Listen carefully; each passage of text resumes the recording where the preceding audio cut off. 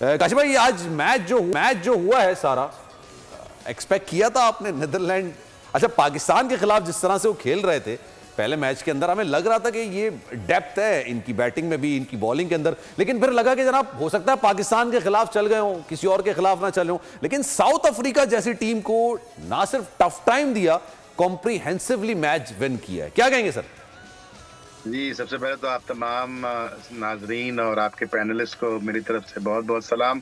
ये पहले भी कर चुके हैं, नीदरलैंड से पिछले साल भी इस तरह की एक कारकर्दगी का मुजाहरा किया था, और जिसकी वजह से पाकिस्तान जो है वो आगे बढ़ा था टूर्नामेंट में। T20 में मुझे बिल्कुल हैरत नहीं हुई, और साजिद भाई ने बड़ी खूबसूरत बात की है कि जब 11 लड़के मिल के खेलते हैं और एक मकसद के लिए खेलते हैं, एक परचम के लिए खेलते हैं, ना वो किसी रैंकिंग के लिए खेलते हैं, ना वो अपनी जाती तशहीर के लिए खेलते हैं, ना वो जाती अपनी किसी अकॉम्प्लिशमेंट के लिए खेलते हैं। जब एक टीम के लिए खेलते हैं तो फिर इस तरह की चीजें यकीनन देखने को मिलती हैं, चाहे वो अफगानिस्तान की टीम हो जिन्होंने कल शिकस्त दी इंग्लैंड को, या फिर वो आज नीदरलैंड की टीम हो, या फिर अब कल फिर अफगानिस्तान की टीम हो न्यूजीलैंड के खिलाफ। मुझे हरगिज हैरत नहीं होगी कि अगर अफगानिस्तान न्यूजीलैंड को हरा दे, खासतौर पे केन विलियमसन के बारे में जो खबरें आ रही हैं उसको मद्देनजर रखते हुए।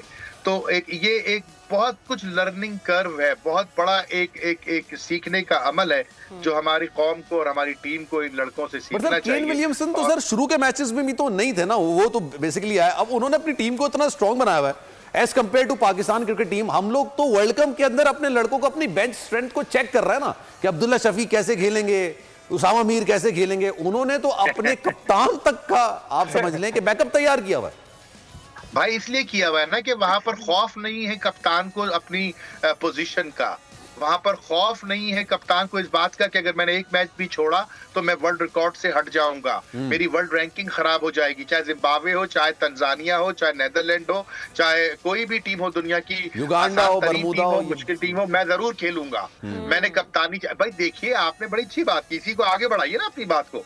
आप देखिए कि हिंदुस्तान की टीम में कितने कप्तान खेल रहे हैं, 4 कप्तान खेल रहे हैं।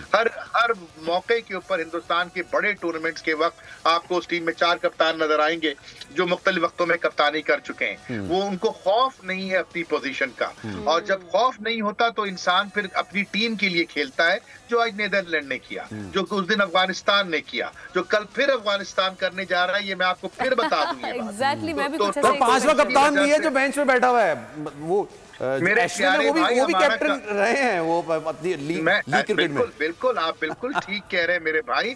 तो यही तो सिस्टम की खराबी है ना, एक दफा कप्तान बन जाओ तो उसके बाद फिर तुमको हालात ही हटा सकते हैं, सियासत ही तुमको हटा सकती है, वरना तो तुम्हारा अपना बंदा लगा हुआ है तो अपना बंदा लगा हुआ है। पाकिस्तान की क्रिकेट ये वाला हिसाब किताब है, तो ऐसी टीमों के साथ तो यही होता है भाई, जैसा आपकी टीम के साथ हो रहा है।